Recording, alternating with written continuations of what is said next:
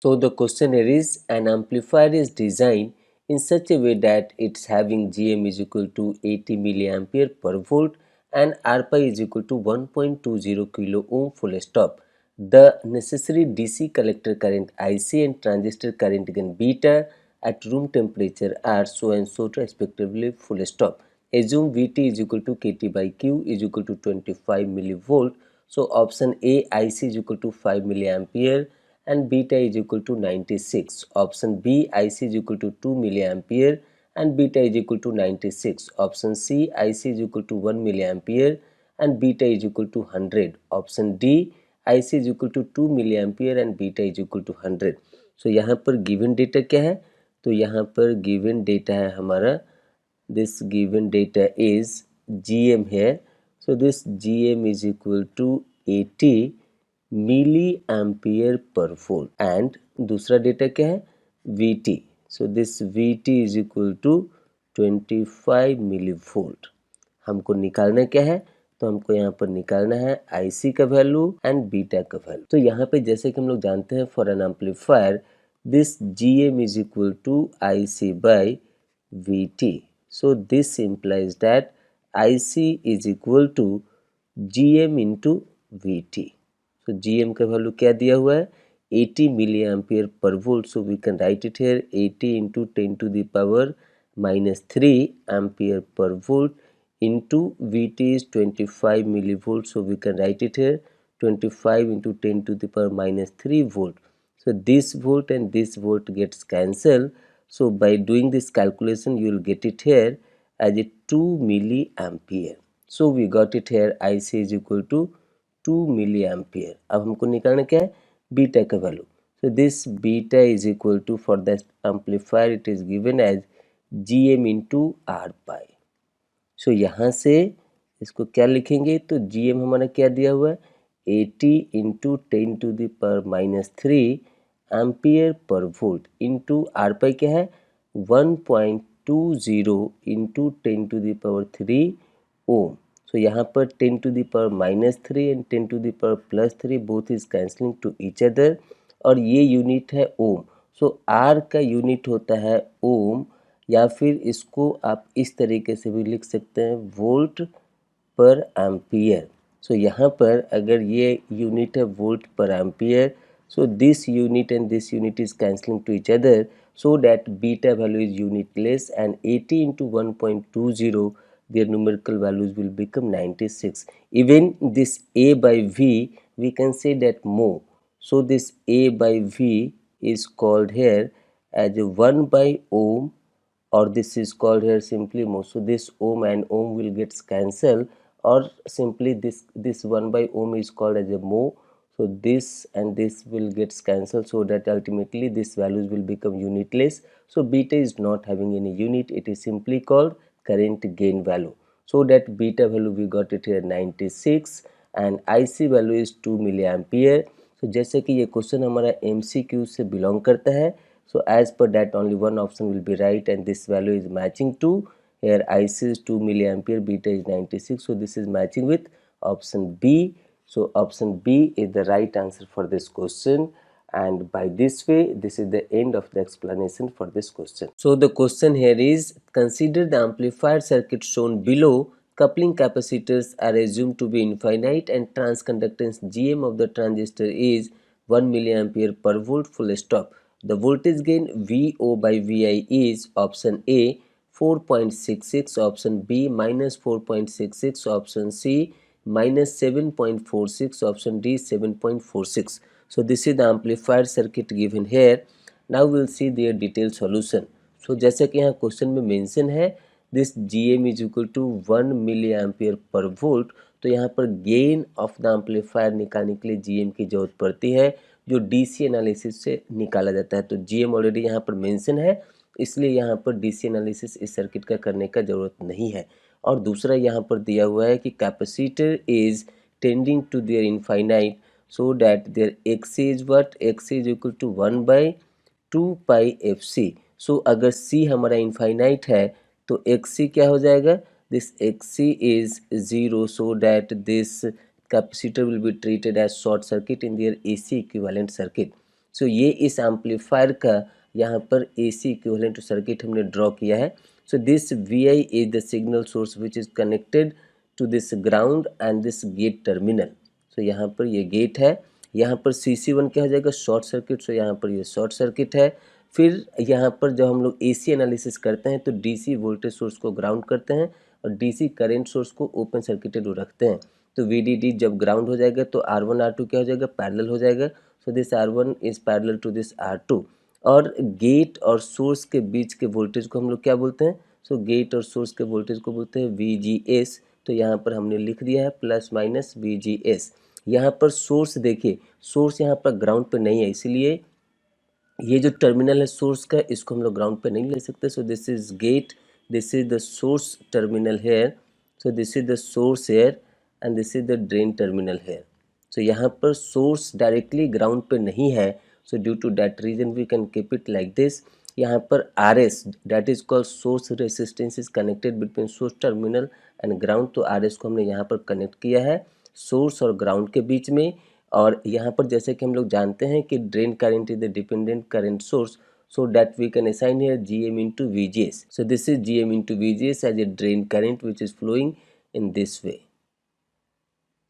So यहाँ पे ये जो ड्रेन करंट है GM VGS वो कहाँ से पास हो रहा है, तो RD से पास हो रहा है। और RD के क्रॉस हम लोग आउटपुट वोल्टेज मेजर कर रहे हैं with this polarity, it is plus here, it is minus here, but in actual this current ID is flowing in this direction, so due to that reason this will be plus and this will be minus. So यहाँ पर जो इन actual RD के cross जो हमारा current pass हो रहा है वो उसके कारण जो वोल्टेज हमको मिल रहा है, so that is opposite to the assigned voltage polarity here. So due to that reason this output voltage we can write here V output is equal to minus GM VGS into RD. This we can say it here as equation number 1. ये minus sign क्यों आया है, क्योंकि यहाँ पर जो output voltage का polarity assign है और जो इन एक्चुअल RD का पोलरिटी है वो दोनों एक दूसरे के अपोजिट है, इसीलिए यहाँ पर हमने लिखा V output is equal to minus GM VGS into RD. So this is equation number 1। अब यहाँ पे हमारा काम क्या है, VGS निकालना, क्योंकि GM तो दिया हुआ है, RD तो दिया हुआ है। तो देखिए यहाँ से गेट पर का जो वोल्टेज है, so that is called input voltage VI। So VI voltage क्या होगा, so this VI voltage is equal to voltage appeared between gate and source, so that is called VGS. This is VGS plus the voltage appeared across this RS. So यहाँ पर ये जो GM VGS है, इधर तो open circuit है तो इधर तो करंट जाएगा नहीं, तो कहाँ जाएगा, RS से पास होगा। सो यहाँ पर जो RS से करंट पास होगा GM VGS, उसके कारण वोल्टेज क्या मिलेगा, तो यहाँ पर मिलेगा GM VGS into RS। तो यहाँ से VGS हमारा कॉमन हो जाएगा, so we can write it here 1 plus GM into RS। So यहाँ से VGS हमको क्या मिल जाएगा, so this VGS is equal to VI divide by 1 plus GM into RS। Let's say this as equation number 2।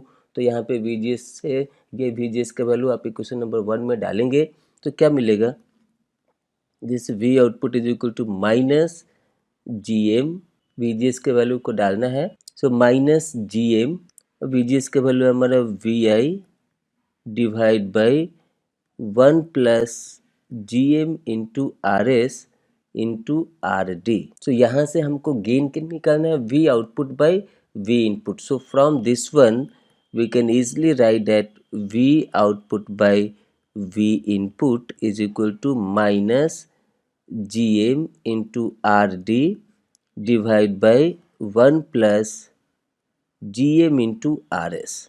सो यहाँ पर GM का value दिया हुआ है 1 milli ampere per volt, so we can write it here 1 M into RD का value दिया हुआ है 7 K divide by 1 plus GM का वैल्यू है 1 milli ampere per volt into RS का वैल्यू दिया हुआ है 0.5 K। सो यहाँ से मिली और किलो गेट्स कैंसिल, यहाँ पे भी milli and kilo gets cancel, so that we will get it here -7 divide by 1.5। So -7 divide by 1.5 is nothing but it is equal to -4.66। So minus sign क्या sign करता है कि अगर हमारा common source amplifier है तो जो भी हम लोग इनपुट देंगे उसका एम्पलीफाइड एंड इन्वर्टेड आउटपुट मिलेगा. So this minus sign is giving that this amplifier introduce 180 degree of the phase shift. So ultimately we got that gain V output by V input is equal to minus 4.66. सो हमारा gain क्या हो गया, हमारा gain हो गया minus 4.66. अब हम लोग यहाँ पर इसके क्वेश्चन पार्ट में मिलाते हैं कि कौन सा ऑप्शन से मिलता है. So minus 4.66 is matching with option B. As like I had mention this is MCQ, so that only one option will be right. So by that way option B is the right answer for this question. And this is the end of the explanation for this question. So the questionnaire is, for the circuit shown below, the transistor parameters are beta is equal to 100 and early voltage VA is equal to infinite full stop. At room temperature, bias current IC is equal to 0.25 milliampere, RA is equal to 0.5 kilo ohm and VT is equal to 25 millivolt full stop. Assume all capacitors are infinite full stop. The resistance are in seen by the source is fill in the blanks kilo ohm and answer should be up to 2 decimal places. So this is the amplifier circuit given here. Now we'll see their detailed solution. So जैसे कि यहाँ पर ये हमारा circuit दिया हुआ amplifier circuit और इसके इक्विवेलेंट पे हमने यहाँ पर AC इक्विवेलेंट सर्किट बनाया है. तो यहाँ पर सबसे पहले हमने बेस टर्मिनल को असाइन किया, यहाँ पर इमीटर टर्मिनल को असाइन किया, यहाँ पर कलेक्टर टर्मिनल को असाइन किया. तो जैसे कि यहाँ पर क्वेश्चन में दिया हुआ है कि all the capacitors are infinite, so that in AC equivalent there all the capacitors will act as a short circuit as like CC1, CC2, CE, these all will act as a short circuit. तो यहाँ पर जब आप इसका AC equivalent circuit बनाएंगे तो ये अगर बेस है सो बेस टू ग्राउंड के बीच में CC1 तो शॉर्ट सर्किटेड है तो क्या मिलेगा, VS मिलेगा. तो VS हमने यहाँ पर बनाया है. फिर यहाँ पे बेस टू ग्राउंड के बीच में कौन सा रेसिस्टेंस है, एक RB, तो ये यहाँ पर हमने RB बनाया है. फिर उसके बाद बेस टू इमीटर जंक्शन के बीच में in AC equivalent it is having the resistance as a R pi and here it is RS. Emitter to ground के बीच में हमारा RS है क्योंकि RE का effect due to this CE is short circuited so that the effect of RE is ignored here और it will be cancel out. So यहाँ पर फिर उसके बाद इमीटर टू कलेक्टर के बीच में हमारा डिपेंडेंट करेंट सोर्स है that is called collector current source. So that is given here as a beta into IB. और ये आउटपुट टर्मिनल के बीच में that is output to ground के बीच में हमारा RC है. जैसा कि क्वेश्चन में मेंशन है कि VA is infinite. So VA infinite है तो ट्रांजिस्टर का output resistance R0 is also infinite. So इसीलिए हम यहाँ पर AC इक्विवेलेंट सर्किट में R सफिक्स नॉट को नहीं यहाँ पर कंसीडर किए हैं. अब यहाँ पर सबसे पहले हमको ये Rin निकालने के लिए RA चाहिए और RN निकालने के लिए हमको R पाई चाहिए. तो जैसे कि हम लोग जानते हैं कि GM इज इक्वल टू क्या होता है, GM is equal to IC by VT, क्योंकि R पाई निकालने के लिए पहले हमको GM चाहिए. सो IC का वैल्यू दिया हुआ है 0.25 मिली एम्पियर और VT का वैल्यू दिया हुआ है 25 millivolt. So that this will become here as a 10 milli ampere per volt. अब यहाँ से GM हमको मिल गया और जैसे कि हम लोग जानते हैं कि beta is equal to GM into R pi होता है. तो R पाई क्या हो जाएगा, ये R pi is equal to beta by GM हो जाएगा. सो बीटा का वैल्यू यहाँ पर मेंशन है 100 और GM हमको मिला है 10 into 10 to the power minus 3. इसको जब कैलकुलेट करेंगे तो आपको मिलेगा यहाँ पर 10 किलो ओम का R पाई. सो R पाई का वैल्यू निकल गया. अब देखिए यहाँ से हमको निकालना है RA. सो RA निकालने के लिए क्या करना होगा, सो RA is the resistance looking from this terminal. तो इस टर्मिनल पर का वोल्टेज क्या है, तो यहाँ पर वोल्टेज है VI हमने एज्यूम किया है और इस टर्मिनल से जो हमारा पास हो रहा है करंट वो हमारा IB है. तो यहाँ पर हम लोग जो RA को डिफाइन करेंगे, so this RA is defined here as a VI divide by IB. और यहाँ पर अगर आप नोडल लगाएंगे तो इसके हिसाब से मिलेगा ये VI क्या हो जाएगा, this VI is equal to यहाँ से R पाई से IB करंट पास हो रहा है. सो R pi into IB plus ये RS से जो करंट पास हो रहा है वो IB and beta IB. So this can be written as IB plus beta IB into RS. तो यहाँ से आई बी आप लेंगे कॉमन तो क्या मिलेगा, R pi plus 1 plus beta times of R S into I B. So यहाँ से जब आप इसको निकालेंगे तो हमको आर ए मिल जाएगा। This R A is equal to V I by I B is equal to R pi plus 1 plus beta times of R S. So यहाँ पर आप सारे वैल्यू को डालेंगे, आर पाई के वैल्यू को, बीटा के वैल्यू को, आर एस के वैल्यू को, तो यहाँ से हमको मिलेगा R A is equal to 20.1 kilo ohm. आप चेक कर लीजिएगा इस वैल्यूज को डाल के। यहाँ से आर पाई का वैल्यू मिल गया है, बीटा हमारा दिया हुआ है 100 और आर एस का वैल्यू यहाँ पर दिया हुआ है 100 ओम। सो जब आप कैलकुलेशन करेंगे तो ये आपको मिलेगा 20.1 किलो ओम। तो यहाँ से तो आर ए मिल गया और यहाँ पे हमारा आर बी दिया हुआ है। तो अब हमको निकालना है the resistance looking from this V S. So यहाँ पर आर इन को कैसे डिफाइन करेंगे, this R in we can define here R in is equal to V S divide by I. So ये जो करंट आ रहा है I, so this I is not equal to I B, this I is that IB and some current is passing through this part, so that I can say it here as a I1. so यहाँ पर ये जो हमारा I है ये हमारा I1 plus IB के बराबर है। तो यहाँ से हमको निकालना है VS बाई I का रेशियो। तो VS क्या हो जाएगा, सो यहाँ पर जब आप नोडल अप्लाई करेंगे तो यहाँ से हम लोग VS निकाल सकते हैं। तो यहाँ पे हम लोग निकाल सकते हैं, यहाँ पर जब आप नोडल अप्लाई करेंगे तो यहाँ पर हम लोग लिख सकते हैं this I is equal to VS by R B plus VS by R A. तो जैसे कि यहाँ पर VS और VI दोनों सेम है, सो हम लोग लिख सकते हैं VS is equal to VI that is the base node voltage. तो यहाँ पर क्या हो जाएगा, this we can write it here as a VI by R B plus VI by R A. So यहाँ से हम लोग रेशियो निकालेंगे VI या VI और VS डिवाइड बाई I, तो आपको मिलेगा 1 by R A plus 1 by R B. So यहाँ पर क्या हो जाएगा, तो इस कैल्शियम हो जाएगा R A into R B and numerator part में क्या आएगा, so this will become here R B and this will become here R A.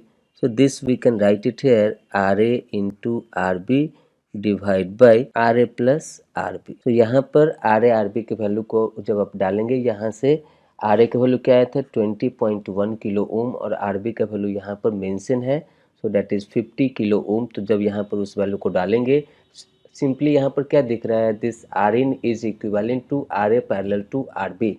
Are A हमने यहाँ पर निकाला था, आर बी यहाँ पर दिया हुआ है। तो आपको समझाने के लिए हमने इतना कुछ लिखा है, नहीं तो आप कैलकुलेशन डायरेक्टली कर सकते हैं। This R in is equal to R A parallel to R B. So यहाँ पर ये आर ए आर बी के वैल्यू को जब आप डालेंगे तो आपको मिलेगा that will become here 14.33 kilo ohm. So here the answer we got it here, that is R in looking from this terminal from the source. So we can say that this R in is their final value is 14.33 kilo ohm. तो यहाँ पर अब हम लोग को answer में ये question part में जाना है। तो जैसा कि ये क्वेश्चन मेंशन है, this is NAT type of the question, so that we need to fill up their numerical values. So the numerical values we got it here, that is 14.33. आपका right side में थोड़े बहुत digit में change आ सकता है, लेकिन left side का digit that is 14 it must be same. So 14 अगर आ गया और राइट साइड में थोड़ा बहुत चेंजेस है तो वो चल सकता है as per the calculation, because GATE के एग्जाम में वहाँ पर रेंज दिया रहता है जब की रिलीज होता है तो उस रेंज में अगर आपका आंसर फॉल करता है तो आपका आंसर सही होगा और आपको उसका पूरा मार्क्स मिलेगा। So by this way the final answer for this question is 14.33 and this is the end of the explanation for this question. So the question is for the amplifier circuit R1 is equal to 60 kilo ohm, R2 is equal to 40 kilo ohm, beta is equal to 120, VA is equal to infinite, RC is equal to 2 kilo ohm, RA is equal to 3.3 kilo ohm, VBE is equal to 0.7 volt and RL is equal to 1 kilo ohm full stop. Assume Vt is equal to 25 millivolt and base current is negligible, full stop. At mid frequency, the magnitude of trans resistance gain is, fill in the blanks and answer should be up to 2 decimal places. So यहाँ पर ये हमारा amplifier का circuit है और अब इसका detail solution इसमें देखते हैं। तो सबसे पहले यहाँ पर हम लोग को डीसी एनालिसिस करना है। तो जैसे कि इस सर्किट में बायसिंग सर्किट जो यूज हुआ है, so that is called voltage divider bias circuit. So from this terminal we need to find out there Thevenin equivalent. तो यहाँ पर सबसे पहले हम लोग VTH निकालते हैं। तो VTH के कारण हम लोग को मिलेगा, यहाँ पर VTH मिलेगा R2 divide by R1 plus R2 into VCC। सो जैसे कि हम सब जानते हैं कि DC एनालिसिस में सारा कैपेसिटर हमारा ओपन सर्किटेड बिहेव होगा, so that this R1 R2 will be treated in series through this VCC. So by using that voltage division rule, VTH is equal to R2 divided by R1 plus R2 into VCC. So यहाँ पर R2 हमारा है 40 kilo ohm, so 40 divided by R1 plus R2 will become here 100. So kilo gets cancel here. So here VCC is 10 volt. तो यहाँ पर हमको VTH मिल जाएगा 4 volt. VTH हम लोग को मिल गया 4 वोल्ट। और यहाँ पर हमको RTH निकालना है। तो जैसा कि थेवेनिन के प्रोसीजर से जानते हैं कि उसके इक्विवेलेंट रेसिस्टेंस निकालने के लिए जो DC वोल्टेज सोर्स होता है वो हमारा शॉर्ट सर्किटेड ग्राउंड हो जाता है और जो DC करंट सोर्स होता है वो हमारा ओपन सर्किटेड होता है। तो यहाँ पर जब VCC ग्राउंड होगा तो ये R1 R2 हमारा पैरेलल हो जाएगा। So this R1 is parallel to R2। जब आप इसको कैलकुलेट करेंगे R1 into R2 divide by R1 plus R2, जब ये R1 R2 के वैल्यू को यहाँ पे सब्स्टिट्यूट करेंगे तो आपको ये RTH मिल जाएगा 24 किलो ओम। अब यहाँ पर हमको बायसिंग करंट निकालना है। तो जैसा कि क्वेश्चन में दिया हुआ है कि बेस करंट इज नेग्लिजिबल, इसका मतलब क्या है, this IC collector DC collector current is approximately equal to DC emitter current. और यहाँ पर बेस करंट नेग्लिजिबल है, इसका मतलब VTH से यहाँ पर RTH में कोई भी वोल्टेज ड्रॉप नहीं होगा क्योंकि बेस करंट हमारा नेग्लिजिबल है। So base के through current passing is 0, it means voltage drop across RTH will be 0, so that this VTH will be treated here as a base voltage। तो यहाँ पर का वोल्टेज हम लोग को मिल जाएगा 4 वोल्ट। यहाँ पर का हमको वोल्टेज मिल जाएगा 4 वोल्ट बेस पर का। और यहाँ पर बेस टू इमीटर का ड्रॉप ही दिया हुआ है 0.7 वोल्ट। इसका मतलब इमीटर पर का वोल्टेज क्या हो जाएगा, तो 4 minus 0.7, so that this will become here 3.3 volt. तो यहाँ पर इमीटर पर का करंट क्या हो जाएगा, तो this IE is equal to, this is approximately equal to IC is equal to what, this is equal to 3.3 minus 0 divide by RE का वैल्यू दिया हुआ है 3.3 और यहाँ पर किलो के बदले ऊपर जाएगा तो ये हो जाएगा milliampere. So this IE is approximately equal to IC। So this value we got it here as a 1 milli ampere. तो यहाँ से IC मिल गया। अब हम लोग जानते हैं कि GM क्या होता है, तो GM is equal to IC by VT। So IC मिल गया हमको 1 मिली एम्पियर और यहाँ पर VT दिया हुआ है 25 millivolt. So that this will become cancel and it will become here 1/25 ampere per volt. तो यहाँ पे GM का वैल्यू हम लोग को मिल गया। तो जब GM मिल गया तो यहाँ से R पाई भी हम निकाल सकते हैं। सो R पाई क्या होता है, R pi is equal to beta by GM। So beta का वैल्यू हमारा दिया हुआ है क्वेश्चन में 120 डिवाइड बाई GM का वैल्यू आया 1/25। So by that way this R pi is equal to, here it will become 3 kilo ohm. आप calculate करके चेक कर लीजिएगा। तो ये यहाँ से हमारा DC एनालिसिस हो गया। VTH निकाल लिए हम लोग, RTH निकाल लिए, यहाँ से IC निकाल लिए, GM निकाल लिए, R पाई निकाल लिए। अब हम लोग AC पार्ट में आते हैं। सो यहाँ पर AC इक्विवेलेंट सर्किट में क्या होगा, तो जैसे कि मेंशन है कि ये मिड फ्रीक्वेंसी पे काम कर रहा है। तो मिड फ्रीक्वेंसी पे जितने भी कैपेसिटर है CC1 CC2 CE, सो ये सारे के सारे शॉर्ट सर्किटेड हो जाएंगे। और क्वेश्चन में मेंशन है कि Early voltage is infinite, so that the output resistance of the transistor as R0 is also infinite, so that will not taken into this consideration of AC equivalent circuit. तो यहाँ पे आप देखेंगे ये output part में, यहाँ पे इस पार्ट में R0 को हमने कंसीडर नहीं किया है। तो अब उसके बाद देखेंगे इधर का। सो यहाँ से देखिए ये हमारा IS है और यहाँ से R1 R2 ये जो हमारा RTH मिला है, तो यहाँ पे RTH हम लोग लगा दिया। फिर उसके बाद R पाई होगा यहाँ पर बेस 2 इमीटर के बीच में, और उसके बाद इधर से ये हमारा collector current dependent current source है, तो ये क्या हो जाएगा बीटा इंटू IB। तो इसमें हमारा IB करंट फ्लो हो रहा है, तो यहाँ से IC क्या हो जाएगा बीटा इंटू IB। तो यहाँ से आपको आ रहा है IS। So this is nothing but this is IS. So this current is dividing into two part. One is going to this side, another one is going to this side. So यहाँ पर इस current को अगर हम लोग मानते हैं ITH, तो यहाँ से ये जो इनपुट करंट है, ये जो सोर्स करंट है IS, so this IS is equal to ITH plus IB। एक चीज़ ध्यान रखना है, क्वेश्चन में पूछा गया है ट्रांस रेसिस्टेंस गेन। सो रेसिस्टेंस का मतलब क्या होता है voltage by current. So resistance का मतलब होता है GR। सो रेसिस्टेंस का मतलब क्या होता है वोल्टेज बाय करंट, और ट्रांस का मतलब क्या है output voltage by input current. So input current means what source current. So we need to find out this GR, which is the notation of this trans resistance gain.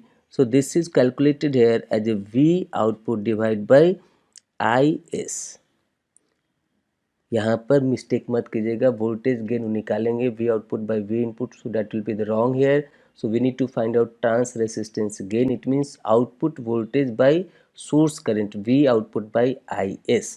तो यहाँ से इस circuit से हमको क्या मिलेगा, so V output is equal to this V output is equal to output side से यहाँ पर हमको क्या मिलेगा minus beta into IB। So this beta IB is the current coming through this RC and RL, and RC RL क्या है तो ये पैरेलल है। So this we can write it here beta into IB RC parallel to RL। ये हमारा equation number 1 हम लोग मानते हैं। अब यहाँ पर IB करंट हमको निकालना है in terms of IS, then we will find out V output by IS, तब हमको मिल जाएगा आंसर। सो यहाँ से हम लोग अगर IB करंट को निकालेंगे, यहाँ से देखिए ये जो बेस करंट है, so this IB is equal to what, this IB is equal to ये बेस करंट क्या हो जाएगा, तो यहाँ पर ये जो IS है ये दो पार्ट में डिवाइड हो रहा है। सो RTH R पाई दोनों पैरेलल है, तो यहाँ पर हम लोग करेंट डिवीजन रूल लगा सकते हैं। तो करेंट डिवीजन रूल क्या कहता है कि अगर इस ब्रांच में आर पाई वाले ब्रांच में करंट निकालना है तो इसका अपोजिट वाला रेसिस्टेंस हमारा ऊपर में आएगा। So that will be RTH divide by R pi plus RTH into IS। So this is the AC current, so we can denote this in this way IS। सो यहाँ पे ये हो गया हमारा IS। अब यहाँ पर IB के जगह पर इसको डालेंगे, यहाँ पर ये वैल्यू को IB के वैल्यू को इक्वेशन नंबर 1 में डालेंगे। So V output is equal to minus beta into RTH divide by R pi plus RTH into IS into RC parallel to RL। तो यहाँ से V आउटपुट बाई IS आप करेंगे तो क्या मिलेगा, this V output by IS is equal to minus beta RC parallel to RL into RTH divide by R pi plus RTH।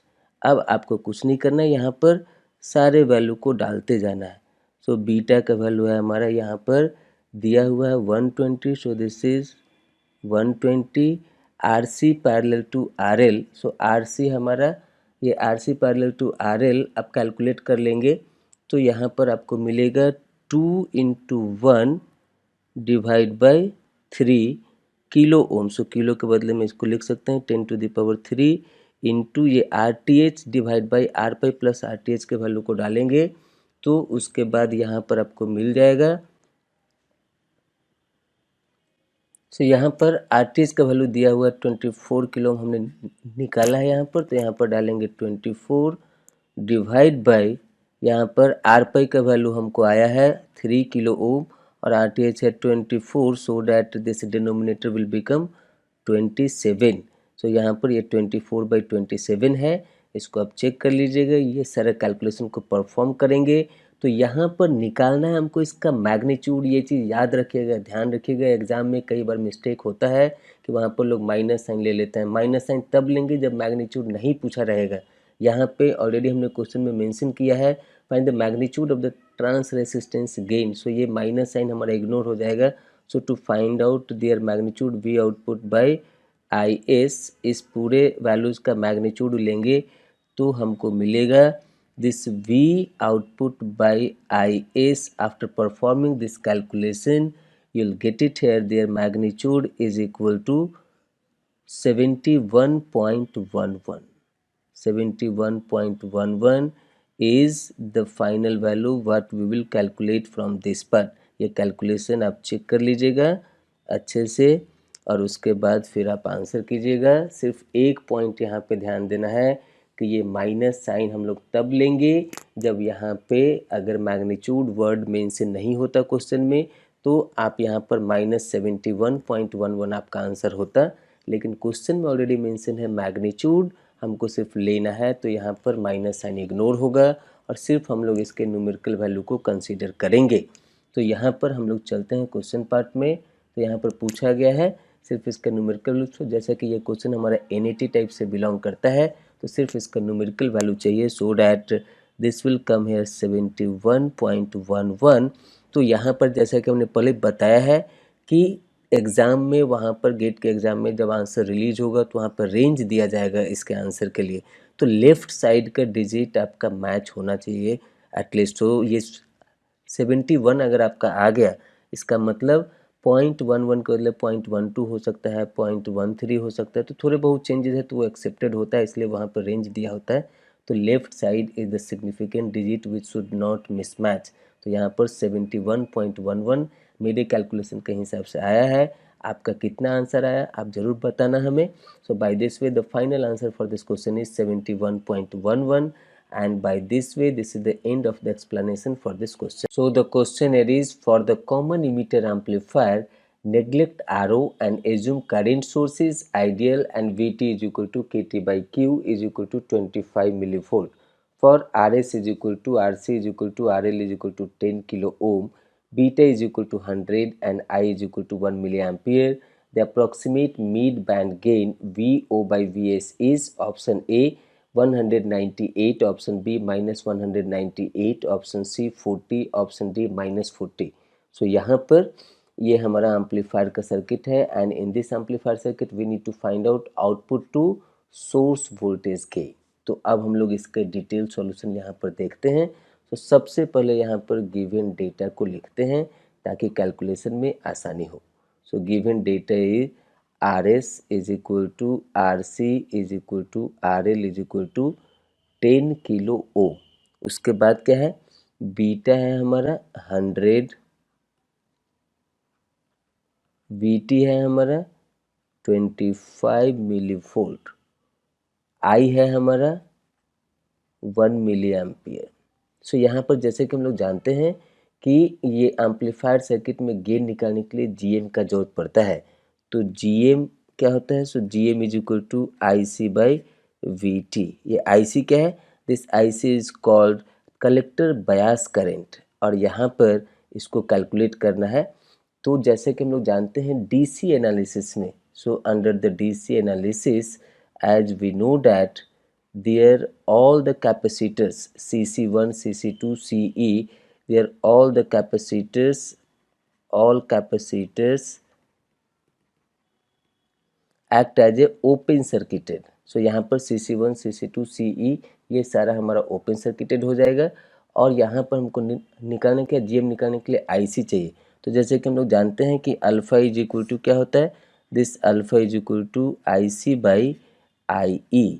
तो यहाँ से हम लोग निकाल सकते हैं कि ये IC क्या हो जाएगा, this IC is equal to alpha into IE and as we know that alpha in terms of beta, तो यहाँ पर लिख सकते हैं beta by 1 plus beta into IE। So यहाँ पर बीटा का वैल्यू हमारा दिया हुआ है क्या है, तो वो है हमारा 100 डिवाइड बाई 101 और ये जो I है यही हमारा IE है जो यहाँ पर ये जो हमारा I है यही हमारा IE है. So this is 1 milliampere. So we got it here 100 by 101 milliampere.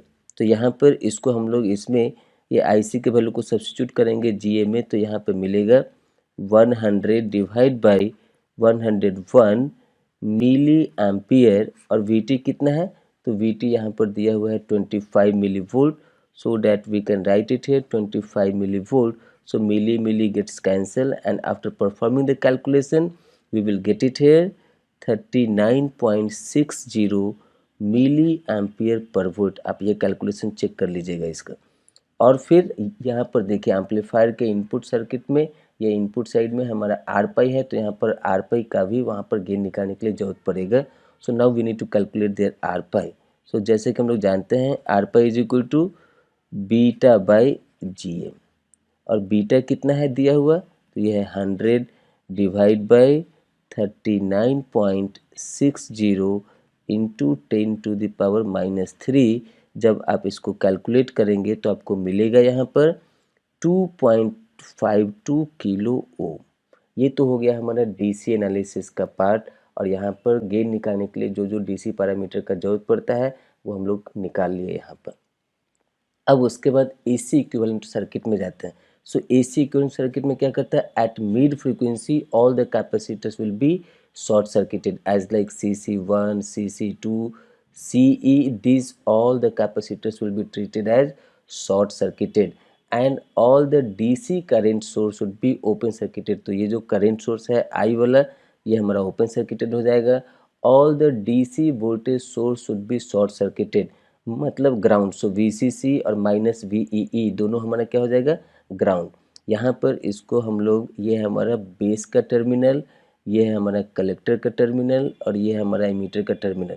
तो जब CC1 हमारा शॉर्ट सर्किट हो जाएगा तो बेस टर्मिनल और ग्राउंड के बीच में क्या है, तो VS which is in series with RS. तो यहाँ पे ये है हमारा VS that is in series with this RS. और जैसे कि हम लोग जानते हैं कि AC इक्विवेलेंट सर्किट में बेस टू इमीटर के बीच में एक रेसिस्टर होता है जिसको हम लोग बोलते हैं आर पाई. और इसके अक्रॉस जो वोल्टेज अपीयर होगा उसका हम लोग नाम दिए हैं वी पाई. और यहाँ पर इमीटर हमारा ये ग्राउंड टर्मिनल पे आ जाएगा क्योंकि यहाँ पे CE हमारा शॉर्ट सर्किटेड है, -VEE ग्राउंड पे है. तो इसका मतलब क्या है कि इमीटर टर्मिनल हमारा ग्राउंड पे आ जाएगा. तो इमीटर टर्मिनल हमारा ग्राउंड पे है और इमीटर टू कलेक्टर के बीच में हमारा डिपेंडेंट कलेक्टर करंट सोर्स होता है. So that is written here as a GM into V pi. और यहाँ पर ये VCC हमारा ग्राउंड है तो आउटपुट टर्मिनल और ये ग्राउंड के बीच में हमारा क्या आ जाएगा, तो एक RC मिलेगा. फिर CC2 भी हमारा शॉर्ट सर्किटेड है तो आउटपुट टर्मिनल और ग्राउंड के बीच में क्या मिलेगा, एक RL मिलेगा. And this is there output voltage. So now by applying that nodal analysis at this point at the upper node at this output side, तो यहाँ पर जब आप नोडल अप्लाई करेंगे तो V आउटपुट क्या मिलेगा, so this V output is equal to -GM V pi RC parallel to RL. This let's say as equation number 1. हमको यहाँ पर V pi कैलकुलेट करना होगा क्योंकि GM तो यहाँ पर आ गया था DC एनालिसिस से. सो यहाँ पर V pi कैलकुलेट करने के लिए क्या करेंगे, तो आप जब यहाँ पर इनपुट लूप में देखेंगे सो this VS is in series with this RS and R pi. तो यहाँ पर आप वोल्टेज डिवीजन रूल लगा करके आर पाई के क्रॉस जो वोल्टेज है वी पाई उसको निकाल सकते हैं. तो क्या होगा, तो R pi divide by R pi plus R S into V S. So यहाँ पर ये आर एस के कारण, ये आर एस क्या है, दिस वोल्टेज सोर्स का रेसिस्टेंस है, सोर्स रेसिस्टेंस है. तो इसके कारण इनपुट साइड में, एम्पलीफायर के इनपुट साइड में लोडिंग इफेक्ट आएगा जिसके कारण हमारा जो गेन है, actual gain V output by VS वो थोड़ा सा रिड्यूस करेगा इस RS के कारण. सो यहाँ पर ये हमको V पाई मिल गया, R pi divide by R pi plus RS into VS. इसको हम लोग इक्वेशन नंबर 1 में डालेंगे तो क्या मिलेगा, this V output is equal to -GM RC parallel to RL into R pi divide by R pi plus RS into VS. अब यहाँ से हम लोग लिख सकते हैं V output by VS this output to source voltage gain we can write it here -GM RC parallel to RL into R pi divide by R pi plus RS। अब यहाँ पर ये सारे वैल्यू को आप डालते जाएंगे तो यहाँ पर आपको मिलेगा, सो माइनस GM का वैल्यू हमारा क्या है 39.60 into 10⁻³ into RC parallel to RL। So RC RL कितना है 10 किलो ओम है, तो जब दोनों पैरेलल में है तो क्या हो जाएगा, उसका इक्विवेलेंट हाफ हो जाएगा। So we can write it here 5 into 10⁻³ और उसके बाद फिर आर पाई का वैल्यू कितना है, तो आर पाई का वैल्यू हमारा आया था 2.52 डिवाइड बाई, ये हमारा आर पाई है 2.52 और आर एस है हमारा 10, सो टोटल क्या हो जाएगा 12.52 और kilo kilo gets cancel, so you will get this values. यहाँ पर जब आप इसको कैलकुलेट करेंगे, ये हमारा R C parallel to R पर, ये R C parallel to R L है, तो यहाँ पर 5 किलो ओम होगा। So that we can write it here 5 into 10⁻+3. So 10⁻+3 and 10⁻³ gets cancelled. So we will get it here minus 39.60 into 5 into 2.52 divided by 12.52। जब आप इसको calculate करेंगे तो आपको मिलेगा यहाँ पर -39.60। so that this can be approximated to -40। this can be approximated to -40। So यहाँ पर आपको समझाने के लिए हमने ये पूरा DC एनालिसिस, AC एनालिसिस, हर एक पैरामीटर को एक एक करके निकाल के दिखाया है। बट जब आप प्रैक्टिस कर लेंगे तो आपको एक्चुअल एग्जाम में इतना टाइम नहीं लगेगा। ये अभी सीखने का टाइम है, इसलिए हमने पूरा डिटेल में समझाया है, लेकिन एक्चुअल एग्जाम में आपको इतना टाइम नहीं लगेगा अगर आपका कैलकुलेशन फास्टर है तो सीखने के टाइम पे थोड़ा सा टाइम दीजिए, उसको सीखिए, और एक बार जब आप सीख लेंगे तो आप वहाँ पर अपने स्पीड को बढ़ा सकते हैं, कैलकुलेशन को फास्ट कर सकते हैं, एनालिसिस के स्पीड को बढ़ा सकते हैं। तो यहाँ पर क्या मिल गया, तो this V output by VS we got it here as a -40। अब देखिए एक क्वेश्चन में हमने बोला था कि मैग्नीट्यूड ऑफ द गेन, लेकिन यहाँ पर क्वेश्चन में ऐसा कुछ भी मेंशन नहीं है कि मैग्नीट्यूड ऑफ द गेन निकालना है, तो इसीलिए यहाँ पर ये माइनस साइन को हम लोग लेंगे, क्योंकि कॉमन इमीटर एम्पलीफायर यहाँ पर आउटपुट इनपुट में 180 डिग्री का फेज शिफ्ट इंट्रोड्यूस करता है, तो उसके कारण से माइनस साइन यहाँ पर हमारा आया है। तो यहाँ पर देखते हैं कि ये -40 किससे मैच करता है। तो जैसे कि ये हमारा MCQ टाइप का क्वेश्चन है, तो इसका मतलब कि एक आंसर हमारा सही होगा। So as we got that V output by VS is equal to -40, so this is matching to option D। Option D is the final answer for this question, and by this way this is the end of the explanation for this question. So the question here is, consider the circuit given below. All the transistors are identical with lambda is not equal to 0. R01 and R02 are the output resistances of M1 and M2 transistors respectively, full stop. The overall output resistance is option A, R out is equal to GM1 parallel to R01 parallel to R02.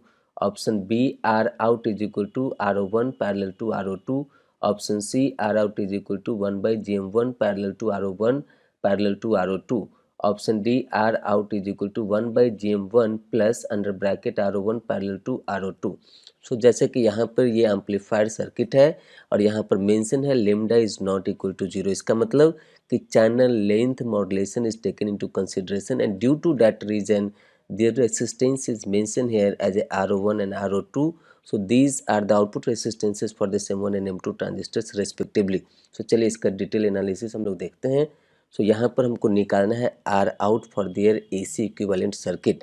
तो जैसे कि यहाँ पर आप देख रहे होंगे कि M2 M3 transistor along with this I bias is here as a current mirror circuit to bias this amplifier, और यहाँ पर M2 ट्रांजिस्टर हमारा एक्टिव लोड की तरह काम करता है। सो ये हमारा एक्टिव लोड की तरह काम करता है और ये इनपुट वोल्टेज दिया गया है M1 ट्रांजिस्टर को। So this M1 transistor is acting here as a driver transistor. और जैसे कि हम लोग जानते हैं AC एनालिसिस में कि जो भी DC करंट सोर्स है उसको हम लोग ओपन सर्किट करते हैं, तो ये यहाँ पर I बायस हमारा ओपन सर्किट हो जाएगा, और जो भी DC वोल्टेज सोर्स है वो हमारा शॉर्ट सर्किटेड हो जाता है यानी ग्राउंड हो जाता है। तो यहाँ पर VDD को ग्राउंड कंसिडर करेंगे और उसके इक्विवेलेंट पे हम लोग यहाँ पर AC इक्विवेलेंट सर्किट बनाए हैं। तो यहाँ पर देखिए this is VI। So VI is given for this M1 transistor, so this is the input voltage, और यहाँ पर ये जो हमारा M1 ट्रांजिस्टर है उसका गेट का टर्मिनल ये है और इसका सोर्स का टर्मिनल ये है। सो ये M1 ट्रांजिस्टर का सोर्स हमारा M2 के ड्रेन से कनेक्टेड है और इसके अक्रॉस हम लोग आउटपुट वोल्टेज मेजर कर रहे हैं। So this M2 transistor equivalent under this AC is RO2, that is the resistance, output resistance here, and across this we are going to find out their voltages, that is called output voltage. और यहाँ पर ये M1 transistor का AC equivalent है. So this part is showing here as a AC equivalent for this M1 transistor. हम लोग अगर इसी को रीअरेंज करेंगे तो कुछ ऐसा दिखेगा और यहाँ पर हमको निकालना है आउटपुट रेसिस्टेंस. तो इसका प्रोसीजर होता है कि इनपुट साइड में जो भी हमारा इनपुट वोल्टेज है उसको शॉर्ट सर्किट करते हैं. तो ये जो VI है इसको हम लोग शॉर्ट सर्किट करेंगे तो यहाँ पर यह हमारा शॉर्ट सर्किटेड है और यहाँ पर ये जो VGS है वो तो ऐसे ही रहेगा. इसको ये जो पार्ट है ये पार्ट को अगर आप थोड़ा सा टिल्ट करेंगे 90 डिग्री से तो कुछ ऐसा बनेगा यहाँ पर. So this is GM1 VGS as a current source, this is RO1, this is RO2, and here this is whatever we had assumed, that is Vx as a test voltage. So ये Vx हमारा कितना current को supply कर रहा है to this output port. So that is giving Vx by Ix is giving the resistance looking from this Vx terminal. तो यहाँ पर हम लोग इस नोड पे हम लोग नोडल अप्लाई करेंगे. सो जब नोडल अप्लाई करेंगे तो क्या दिखेगा कि यहाँ से Ix is the incoming current to this node. So we can write it here as a Ix plus another incoming current is through this side, so that is called here as a GM1 VGS is equal to that. If these two are incoming current, it means the current going through this RO1 and RO2, we can write it here, that is Vx by RO1 plus Vx by RO2. तो यहाँ पर अगर आप इस circuit को देखेंगे तो इसका यहाँ पर ये ग्राउंड से कनेक्टेड है. इसका मतलब कि ये वोल्टेज यहाँ पर का वोल्टेज हो जाएगा 0 वोल्ट और इस टर्मिनल पर का वोल्टेज क्या होगा. So this VGS is nothing but it is, हम लोग इसको लिख सकते हैं VGS is equal to VG minus VS. So gate तो इसका यहाँ पर ये जो टर्मिनल है ये हमारा ग्राउंड से connected. So this is 0 here and this is minus VS. और ये देखिए यहाँ पर ये जो टर्मिनल है वो Vx से कनेक्टेड है. So VS is equal to Vx. It means here we can write this minus VS और माइनस Vx. तो यहाँ पर VGS क्या मिल गया. So VGS is nothing but this is minus Vx. तो यहाँ पर जब आप डालेंगे ये अगर हम लोग मानते हैं इक्वेशन नंबर 1 तो यहाँ पर इसको लिख सकते हैं Ix minus GM1 and VGS के जगह पर क्या लिखेंगे हम लोग. सो VGS के जगह पर हमने लिखा माइनस Vx तो माइनस साइन यहाँ पे आया. So this will become here Vx is equal to Vx by RO1 plus Vx by RO2. हमको निकालना क्या है, R आउट निकालने के लिए Vx बाई Ix का रेशियो निकालना है. सो ये Vx वाले टर्म को हम लोग राइट साइड में ले जाएंगे तो इसको लिख सकते हैं this Ix is equal to GM1 Vx plus Vx by RO1 plus Vx by RO2. So यहाँ पर आप Vx कॉमन लेंगे तो क्या मिलेगा, Vx कॉमन लेंगे तो ये मिलेगा GM1 plus 1 by RO1 plus 1 by RO2. तो यहाँ पर हमको निकालना है क्या, रेशियो निकालना है इसका Vx बाई Ix का. तो यहाँ पर हम लिख रहे हैं सो Vx बाई Ix का रेशियो क्या मिलेगा. So this Vx by Ix is equal to 1 by GM1 plus 1 by RO1 plus 1 by RO2. So यहाँ पर ये Vx by Ix हो गया हमारा R out.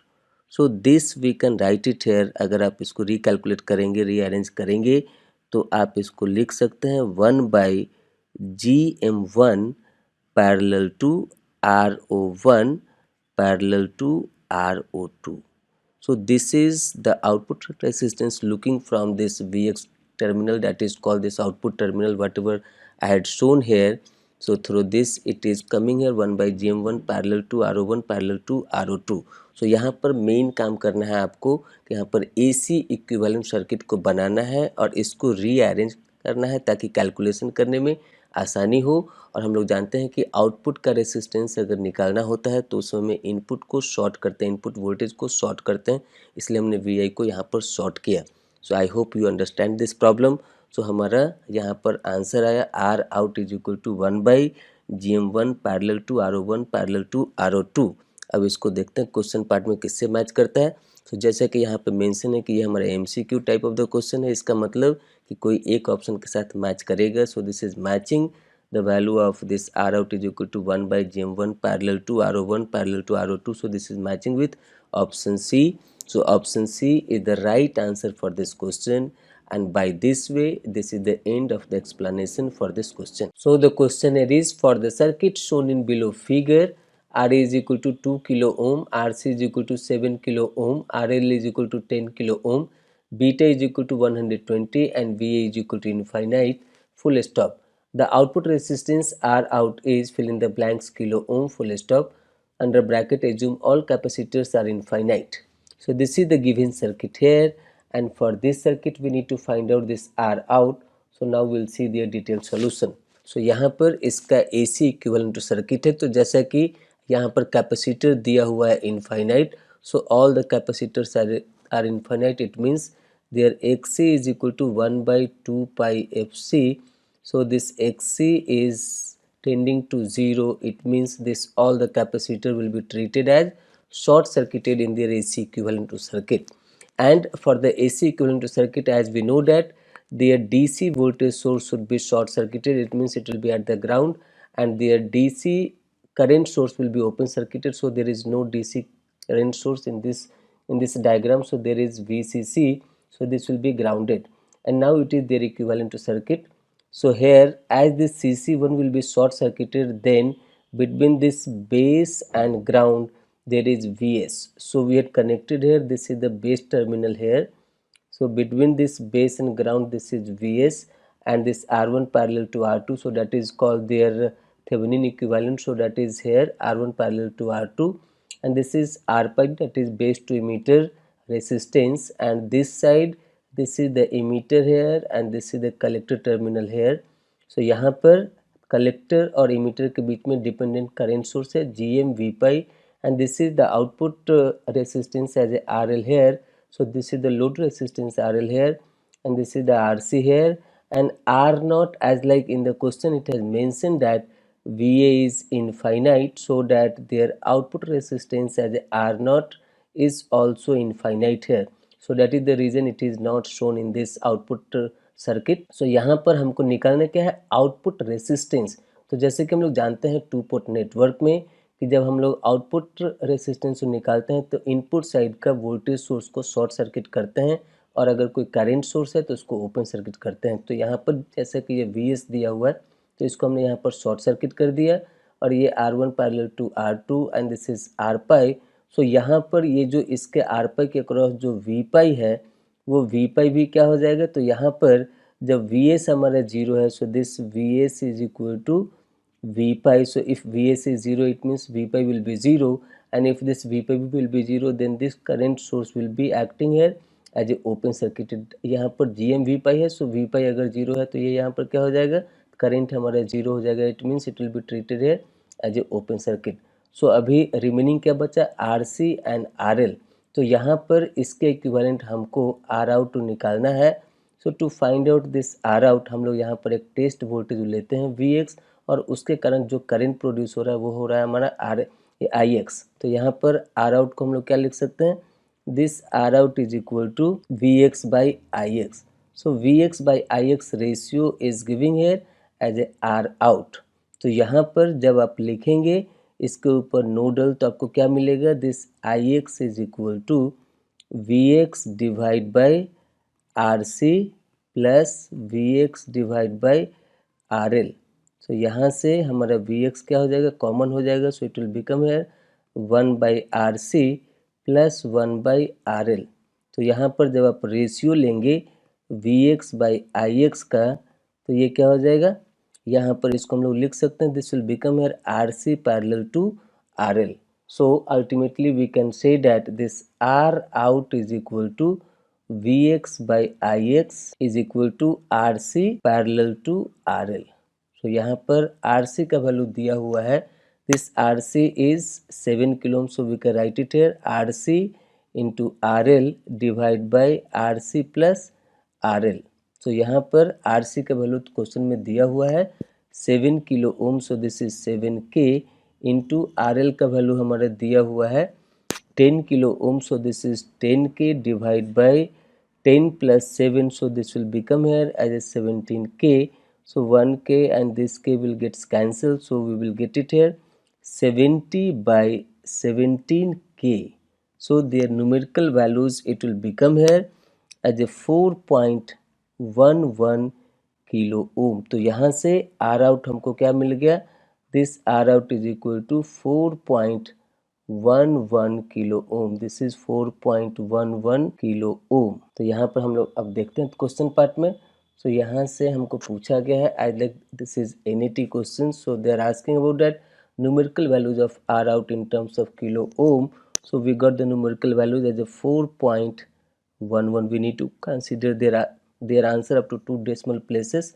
So here we got that 4.11 kilo ohm. तो यहाँ पर 4 हमारा सिग्निफिकेंट डिजिट है. डेसिमल के बाद थोड़ा बहुत यहाँ पर चेंजेस हो सकता है. 11 के बदले 10 आ सकता है या 12 आ सकता है. So that will be accepted value in this GATE exam. तो यहाँ पर हमारा फाइनल आंसर हो गया for this question. It is 4.11. And by this way, this is the end of the explanation for this question. So the question here is, which of the following are correct with respect to amplifier question mark? Option A, gain of the amplifier is maximum and constant in mid frequency region. Option B, a figure of merit for amplifier is its gain bandwidth product. Option C, lower frequency of amplifier is limited by external capacitors. Option D, at higher frequency gain falls due to internal capacitances of transistor. So यहाँ पर ये इसका frequency response दिया हुआ है.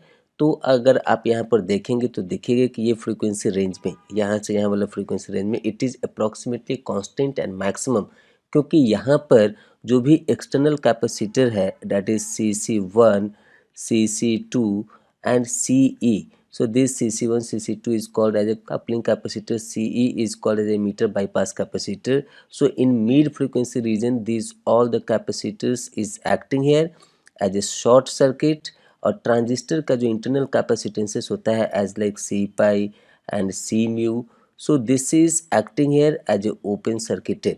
तो यहाँ पर आपको दिखेगा कि मिड फ्रीक्वेंसी रीजन में जो गेन है वो कैपेसिटर से फ्री है as per their AC analysis whatever you had seen in the earlier problem also. तो यहाँ पर इस कारण से गेन हमको मैक्सिमम मिलता है और कांस्टेंट मिलता है. So we can say that in this region, in mid frequency region, their gain of the amplifier is maximum and that is constant also. So due to that reason mostly amplifier is operating into this mid frequency region. और इसके ऊपर कई सारे numerical problem भी हम लोग बनाए हैं. तो यहाँ पर ऑप्शन ए सही है.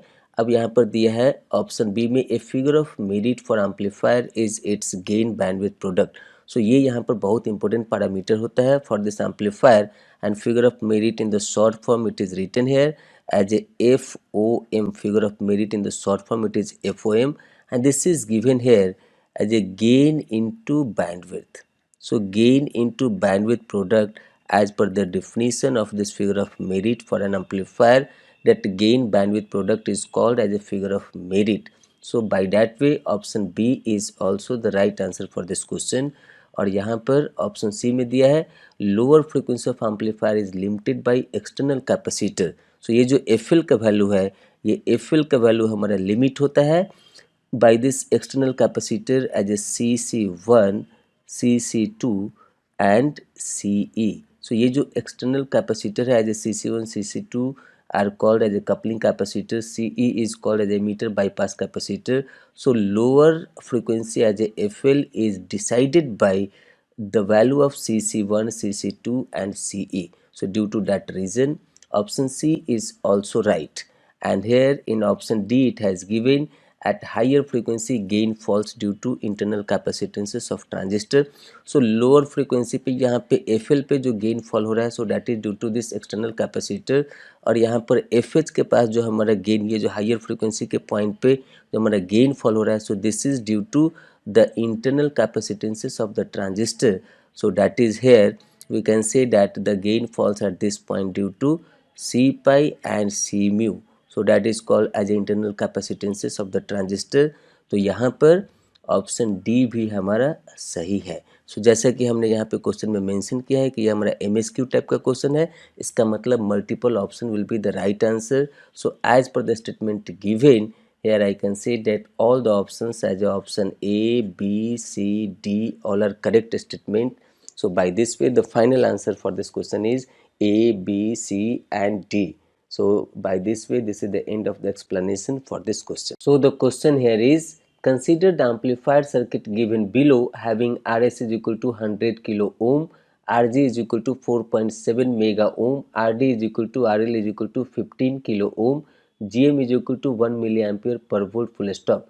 To get the lower frequency FL1 is equal to 10 Hz due to coupling capacitor CC1, the value of capacitor CC1 is fill in the blanks nanofarad and answer should be up to 2 decimal places. So ये हमारा यहाँ पर amplifier का circuit है. आगे हम लोग इसका डिटेल सॉल्यूशन देखते हैं.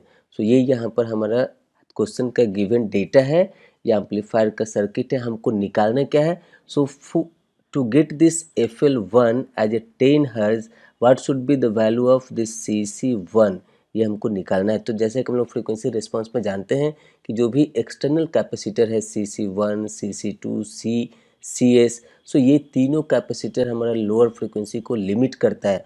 तो यहाँ पर CC1 के कारण जो हमको FL1 मिला है 10 hertz, so what should be the value of CC1 to get this 10 hertz. तो यहाँ पर फ्रीक्वेंसी एनालिसिस में जब हम लोग CC1 कैपेसिटर को कंसीडर करते हैं तो उस समय में अदर कैपेसिटर को हम लोग शॉर्ट सर्किट एज्यूम करते हैं to find out the time constant for this circuit. तो यहाँ पर इसके इक्विवेलेंट पर हमने ये सर्किट बनाया है यहाँ पर. तो यहाँ पर इसमें ये तरीका है टाइम कांस्टेंट को निकालने का कि कोई वोल्टेज सोर्स है तो उसको हम लोग शॉर्ट सर्किट करते हैं. तो यहाँ पर हमने इसको शॉर्ट सर्किट किया VS को, और कोई करंट सोर्स अगर है तो उसको हम लोग ओपन सर्किट करते हैं. तो यहाँ पर करंट सोर्स तो नहीं है, हमारा वोल्टेज सोर्स है VS, तो इसको हमने यहाँ पे शॉर्ट सर्किट किया. और यहाँ पर CC1 के जगह पर एक टेस्ट वोल्टेज हम लोग कंसिडर करते हैं VX, और यहाँ पर ये हमारा गेट का टर्मिनल है. तो इसकी इक्विवेलेंट हमने यहाँ पर बनाया है गेट. तो जैसे कि हम लोग जानते हैं कि गेट करंट हमारा मॉसफेट में आइडियली 0 होता है. So this will be treated here this side as a open circuit, this side as a open circuit. तो यहाँ पर जब आप देखेंगे इस सर्किट में कि what will be their equivalent R. So equivalent R का मतलब क्या है कि VX वोल्टेज सोर्स के कारण, टेस्ट वोल्टेज के कारण जो भी हमारा IX करंट जनरेट होगा, सो that is passing through this RS and RG. So that same current is passing through this RS and RG. So due to that reason, the R equivalent from this circuit is equal to RS plus RG. RS plus RG. So यहाँ पर RS हमारा क्या है, तो question में दिया हुआ है 100 किलो ओम, इसको मेगा में बदलेंगे तो ये हो जाएगा 0.1 mega ohm. To make it into the same unit, so this is 0.1 mega ohm. और यहाँ पर Rg का वैल्यू दिया हुआ है 4.7 mega ohm, so this is here 4.7 mega ohm. So that combinedly it will become here 4.8 mega ohm. तो यहाँ पर हमको R इक्विवेलेंट मिल गया. अब टाइम कांस्टेंट क्या होगा, due to this CC1, so that time constant T1 I can assume it here. So this we can say it here CC1 into R equivalent. तो जैसे कि हम लोग जानते हैं कि यहाँ पर अगर हमको फ्रीक्वेंसी निकालना है, so this frequency is given omega P1 is equal to 1/τ1. लेकिन हमको यहाँ पर फ्रीक्वेंसी दिया हुआ हर्ज में, तो इसलिए इसको लिख सकते हैं FP1 इज इक्वल टू 1/2 पाई, और τ1 का वैल्यू क्या है CC1 इंटू R इक्विवेलेंट. सो यहाँ पर FP1 का वैल्यू दिया हुआ है 10 हर्ज. So we can put it here 10 1/2 pi into CC1, और R इक्विवेलेंट का वैल्यू हमने यहाँ पर निकाला है 4.8. सो 4.8 इंटू 10⁶. तो जब यहाँ पर ये CC1 के वैल्यू को कैलकुलेट करेंगे इससे, यहाँ से, तो CC1 का वैल्यू आपको निकल के आएगा 3.31 nano farad. CC1 is equal to 3.31 nanofarad. So the numerical values for the CC1 in terms of nanofarad is 3.31. तो यहाँ पर क्वेश्चन के पार्ट में देखते हैं हम लोग। तो यहाँ पर जैसे कि ये हमारा NET टाइप का क्वेश्चन है, तो इसमें हमको सिर्फ न्यूमेरिकल वैल्यू चाहिए। सो हमारा न्यूमेरिकल वैल्यू क्या होगा? 3.31। Their unit is already mention here as a nanofarad. और जैसे कि यहाँ पर दिया है 2 डेसिमल प्लेसेस, सो डेसिमल के बाद हमको 2 डिजिट लेना है। तो आप इस चीज़ का केयर कीजिएगा कि यहाँ पे लेफ्ट साइड 3 आ गया, राइट साइड के डिजिट में थोड़ा बहुत चेंजेस है, 3.1 या 3.2 या फिर 3.0। तो वो वहाँ पे जो रेंज दिया रहता है गेट के एग्जाम में, so as per their keys final keys will be release by the GATE committee. तो उस समय जो आपको आंसर का रेंज दिया रहेगा वो उसमें आ जाएगा, अगर आपका near about to this answer है तो। लेकिन लेफ्ट साइड का डिजिट हमारा चेंज नहीं होना चाहिए, राइट साइड में थोड़े बहुत चेंज हो सकते हैं। तो इस तरीके से हमारा फाइनल आंसर क्या हुआ for this question? It is 3.31 is the final answer. And by this way, this is the end of the explanation for this question. So the question here is, consider the circuit shown below full stop. Let RS is equal to 10 kilo ohm, RB is equal to 10 kilo ohm, RPi is equal to 1 kilo ohm, beta is equal to 100 and RA is equal to 1 kilo ohm full stop.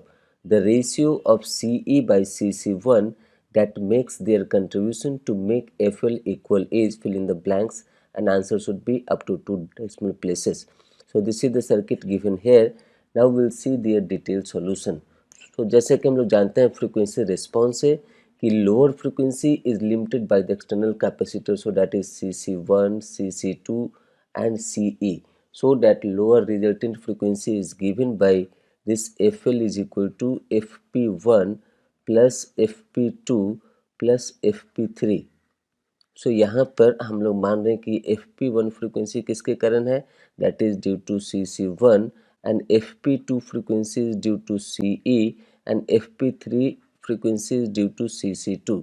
तो यहाँ पर question में क्या पूछा है कि for what value of CE by CC1 this will contribute the equal frequency. It means for what value of CE by CC1 this will contribute FP2 is equal to FP1 और FP1 is equal to FP2। तो यहाँ पर ये हमको ratio निकालना है CE by CC1 का। तो जैसे कि हम लोग पहले ही पढ़े थे कि जब हम लोग को यहाँ पे ये टाइम कांस्टेंट निकालना होता है तो उस समय में if we are going to find out the time constant due to this CC1, then we need to ignore this CE and CC2. It means it should be short circuited. तो उसके equivalent जो हमारा circuit बनेगा, so this is here due to CC1। तो यहाँ पर हम लोग जानते हैं कि जो भी वोल्टेज सोर्स होता है वो शॉर्ट सर्किटेड हो जाता है। तो ये यहाँ पर शॉर्ट सर्किट हो गया and this is the RS here and ये R1 एंड R2 क्या हो जाएगा? पैरेलल में हो जाएगा। So as per their Thevenin this VCC will be grounded so that R1 and R2 will be parallel, so that is name here as a RB। So RB हमारा हो गया R1 parallel to R2। और यहाँ पर ये base to emitter, ये तो हमारा CE तो शॉर्ट सर्किटेड है, ग्राउंडेड है। So this is short circuited, it means it is connected through this ground so that their emitter terminal will be at ground. So emitter से base के बीच में एक हमारा AC रेसिस्टेंस मिलता है, that is called here as a R5 which is connected here. तो यहाँ पर ये हमारा टाइम कांस्टेंट निकालने का सर्किट बन गया। और इससे पहले भी हमने वहाँ पर प्रोसीजर एक्सप्लेन किया था कि आप ये CC1 को हटा करके यहाँ पर एक टेस्ट वोल्टेज डालिए, फिर उसके बाद उसके इक्विवेलेंट वहाँ पर वोल्टेज बाई करंट का रेशियो निकालिए, तो आपको टाइम कांस्टेंट मिल जाएगा। तो यहाँ पर आपको दिख रहा है साफ साफ कि this RB and RPi is parallel to each other and this combination is in series with this RS to get their R equivalent। So यहाँ पर इसका R equivalent 1 क्या हो जाएगा? This R equivalent 1 is equal to RB parallel to RPi plus RS। तो इसके value को calculate करेंगे तो क्या लिखेंगे? RB into RPi divide by RB plus RPi plus RS। So यहाँ पर जब आप इसके वैल्यू को कैलकुलेट करेंगे, सो RB is 10 into 1 divide by 10 plus 1 plus RS is 10, so this entire things is in terms of kilo ohm. तो यहाँ पर इस वैल्यू को कैलकुलेट करेंगे तो आपको मिलेगा 10.9 किलो ओम। तो यहाँ पे जो time constant, so due to this CC1 I am assuming that time constant is τ1, so this τ1 is equal to CC1 R equivalent 1, so this will become here as a CC1 into 10.9 kilo Om. So ये पूरा unit इसका होता है, time constant का unit second, so we can write that outside of the bracket as a time constant second. अब उसके बाद हमको निकालना है the time constant due to this CE। So जब CE को कंसीडर करते हैं तो उस समय में हमारा CC1 शॉर्ट सर्किटेड होता है और CC2 भी हमारा शॉर्ट सर्किटेड होता है। तो यहाँ से हम लोग को निकालना है ये साइड में। तो यहाँ पर आपको दिखेगा कि जब ये शॉर्ट सर्किटेड होते हैं तो यहाँ से जब आप ये इमीटर के टर्मिनल से जब इन साइड आप रेसिस्टेंस को देखेंगे तो यहाँ से दिखेगा this is called RE। So this is RE, from base side it is R pi, and if we are looking the resistance from the emitter terminal it is RE, so that RE as per the resistance reflection rule it is R pi divided by 1 plus beta। so similarly यहाँ पर अगर आप देखेंगे तो ये आपको दिखेगा base terminal से इसे दिखेगा R1 parallel to R2, so that is called RB। so RB is also divided by 1 plus beta due to this resistance reflection rule। और इधर से आपको दिखेगा कि ये CC1 तो शॉर्ट सर्किटेड है, VS भी शॉर्ट सर्किटेड है, CC1 शॉर्ट सर्किटेड, तो क्या हो जाएगा this RS is looking in parallel to this RB, so RS term is also divided by 1 plus beta. तो ये यहाँ पर हमारा इसका इक्विवेलेंट टू सर्किट मिल जाएगा। यहाँ पर फिर से वही चीज़ कि CE के जगह पर आप टेस्ट वोल्टेज डालेंगे और उसके कारण जो करंट आपको निकलेगा, so that voltage by current is giving the equivalent resistance.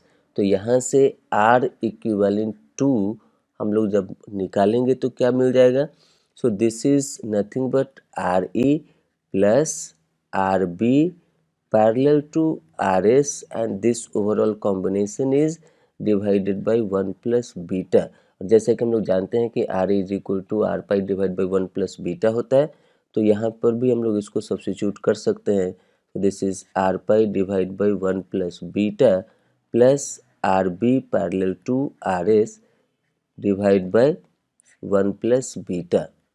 सो यहाँ पर जब आप इसको कैलकुलेट करेंगे so this will become here 1 plus beta R pi plus RB parallel to RS। So यहाँ पर जब आप ये सारे वैल्यू को सब्स्टिट्यूट करेंगे तो आपको मिलेगा यहाँ पर 0.059 किलो ओम। ये है R पाई RB RS बीटा सब दिया हुआ है क्वेश्चन में, तो उसके वैल्यू को आप डालेंगे तो आपको मिलेगा 0.059 किलो ओम। तो यहाँ से हमारा जो τ2 हो जाएगा second time constant, so that is called here CE into R equivalent to.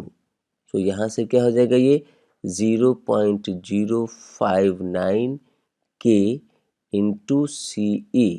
Time constant का यूनिट क्या होता है सेकेंड। सो जैसे कि हमने यहाँ पर बताया कि यहाँ पर for what values of CE by CC1 this FP1 is equal to FP2। इसका मतलब क्या है कि this omega P2 is equal to this omega P1। P stands for pole. तो यहाँ पर इसके लिए क्या होना चाहिए, तो यहाँ पर ये दोनों को इक्वल होने के लिए हम लोग जैसे कि जानते हैं 1 by τ2 is equal to 1 by τ1। तो यहाँ पर omega P2 is equal to omega P1, या फिर हम लोग ऐसा बोले कि FP2 is equal to FP1 होने के लिए दोनों का टाइम कांस्टेंट भी बराबर होना चाहिए। सो यहाँ पर τ2 इज इक्वल टू τ1, तभी ये हमारा पॉसिबल है। सो यहाँ पर इसको जब हम लोग इक्वेट करेंगे, let's say this as a equation number 1 and this I can say it as a equation number 2। तो यहाँ पर इसको लिख सकते हैं CC1 into 10.9 kilo ohm, second will gets cancel, is equal to 0.059 into CE। सो यहाँ पर हमको रेशियो किसका निकालना है, So यहाँ पर भी ये किलो ओम है, so this kilo ohm and this kilo ohm gets cancelled, so that we can get it here the ratio as a CE by CC1. So CE by CC1 का ratio क्या हो जाएगा? This will become here the ratio as a 183.48. जब आप इसको calculate करेंगे इस ratio को तो आपको मिलेगा 183.48. So the numerical values for this question we need to find out, because this is the ratio, so this will be unitless. So the numerical values for this question we got it here 183.48. तो जैसा कि ये question हमारा NET से belong करता है तो हमको सिर्फ न्यूमेरिकल वैल्यू चाहिए इसका. So it will become here 183.48. जैसे कि क्वेश्चन में मेंशन है up to 2 decimal places, so I have taken only 2 decimal places, that is 0.48. तो यहाँ पर आपका लेफ्ट साइड का डिजिट है जो 183, it is very much significant. So ये लेफ्ट साइड का डिजिट आपका मैच करना चाहिए, राइट साइड भी नियर अबाउट आना चाहिए. So the final answer for this question is 183.48. This is the ratio for CE by CC1. So by this way the final answer for this question is 183.48, and by this way this is the end of the explanation for this question.